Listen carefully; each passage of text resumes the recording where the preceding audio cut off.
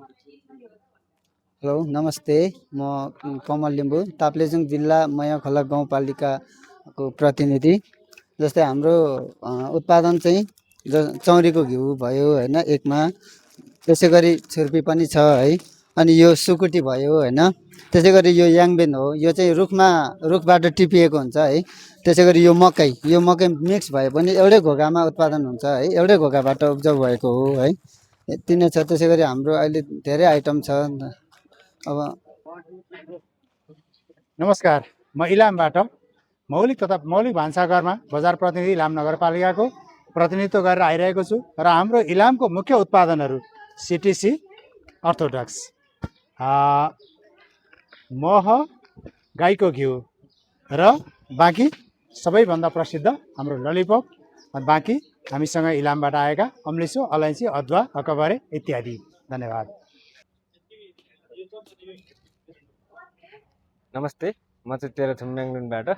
त्यहाँ चाहिँ ढाकाको उत्पादन हुन्छ, यिनीहरू नि हो ढाकाको। धन्यवाद।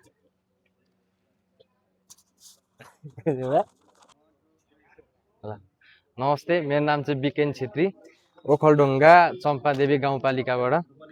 हाम्रोमा चाहिँ विशेषता चाहिँ मौलिक सामानमा चाहिँ कोदो फापरको पिठो, राजमा, गहत र डेरीजन्य सामान चाहिँ धेरै छ। धन्यवाद।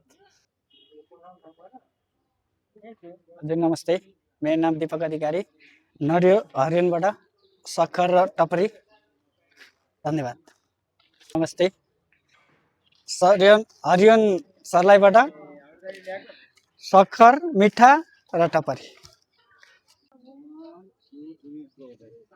यो हाम्रो खानीखोला गाउँपालिकाको कफी, यो चाहिँ पहिला डाँडापारीको कफी भनेर चिनिन्थ्यो। यो हाम्रो एकदम अर्ग्यानिक, यो चाहिँ हाम्रो अरबिका जातको कफी। नेपालमा सबैभन्दा बढी उत्पादन पनि हाम्रो खानीखोलामै हुनुहुन्छ र डेरी उत्पादनमा हाम्रो चाहिँ यो पुष्टकारी बन्छ त्यहाँ हो उत्पादन, र अर्को हामी खुवाहरू भन्छौँ, दुग्धजन्य पदार्थहरू धेरै बन्छ। र हामीले तपाईँहरूले चाहिँ आवश्यकता परेमा हामीले यो मौलिक बजार मार्फत पनि उपलब्ध गराउन सक्छौँ र हामीसँग पनि सम्पर्क गर्न सक्नुहुन्छ। र यहाँ चाहिँ यो स्टलमा हाम्रो नियमित तपाईँहरू भिजिट गर्नुभयो भने हाम्रो यहाँबाट एकदम शुद्ध हरेक शनिबार बिहान 7 बजेदेखि 2 बजेसम्म हाम्रो यहाँ स्टल एभाइलेबल हुन्छ। हाम्रो यो कफीहरू यहाँ एभाइलेबल हुन्छ। त्यहाँ चाहिँ हाम्रो फलामेटार कफी उत्पादक कृषक समूह, फलामेटार कफी उत्पादक कृषक समूहले उत्पादन गर्छ र त्यहाँ बजारीकरण पनि गर्छ। त्यहाँ पनि सम्पर्क गर्न सक्नुहुन्छ।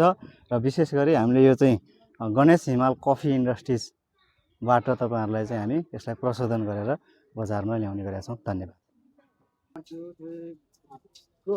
नमस्ते, म अहिले चाहिँ सुनवल नगरपालिकाको प्रतिनिधित्व गर्दै दुर्गा बेल तथा फलफुल प्रशोधन लगायतका सुनवलमा उत्पादित वस्तुहरूको यहाँ चाहिँ प्रदर्शनीको लागि चाहिँ हामीले सामानहरू लिएर आएका छौँ। हामीले विशेष गरी यो बेलको जुसहरू चाहिँ अहिले हामीले सुनवलको चिनारीको रूपमा चाहिँ यसलाई विकास गरिराखेको अवस्था छ। यसलाई चाहिँ यो आयुर्वेदीय गुणले एकदम भरिपूर्ण छ र यो चाहिँ गर्मीलाई एकदम राम्रो छ। यसलाई चाहिँ प्रयोग गरिदिनु भन्दै अनुरोध गर्दै नमस्ते। तपाईँले मिस्टेक भने नि केही हुँदैन कि हो, बुझ्नुभयो नि? हजुर। भिडियो गरिरहँदा तपाईँ टाइम पनि अहिले म बोलिरहेको छु नि, हामी भिडियो अनै छ होइन, म हटाइदिन्छु एडिटिङमा। त्यही भएर तपाईँ एक बोल्दा बोल्दै बिर्सिनु भयो भने फेरि एकछिन रेस्ट लिएर सम्झिँदा नि केही ल हुन्छ।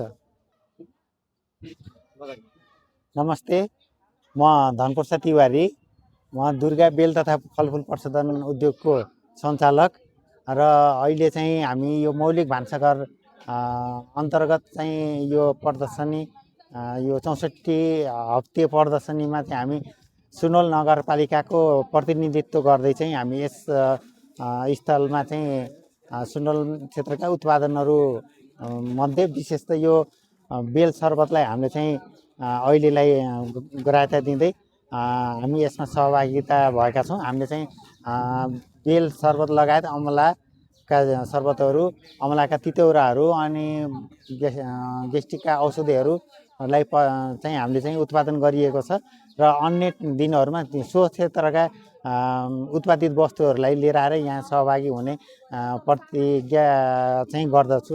हस्त नमस्ते। नमस्कार, म चन्द्रबहादुर दण्डगर, काभ्रे पलाञ्चोक जिल्ला पाँचखाल नगरपालिका को प्रतिनिधित्व गर्दै धोत्रा आइपिएम कृषक समूहको तर्फबाट चाहिँ हामीले यो ताजा आइपिएम तरकारीहरू चाहिँ बजारीकरणको साथमा हामीले चाहिँ यो मौलिक बजारमा चाहिँ हामीले हाटको रूपमा चाहिँ हामी चाहिँ व्यापार गर्न आइरहेका छौँ र हाम्रो चाहिँ उत्पादनहरूमा ताजा हरियो तरकारीदेखि लिएर गेडागुडीहरू र चाहिँ विषादीरहित तरकारीहरूलाई चाहिँ हामीले चाहिँ यहाँ बजारीकरण गर्दै गर्दै विभिन्न हाट बजारहरूमा चाहिँ बिक्री वितरण गर्दै आएका छौँ। हस्।